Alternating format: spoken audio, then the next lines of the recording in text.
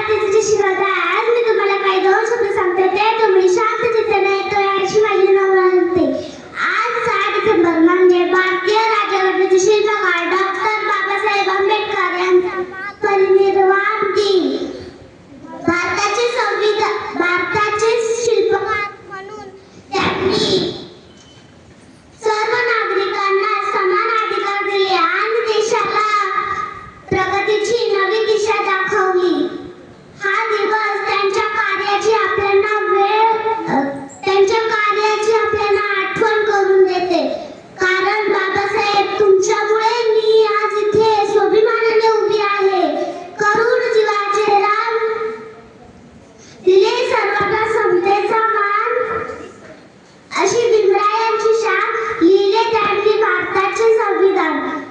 6 डिसेंबर 56 साली जन्मा येईल का माझ्या भीमराया आणि कोणी पुढारी होईल का, अशा माझ्या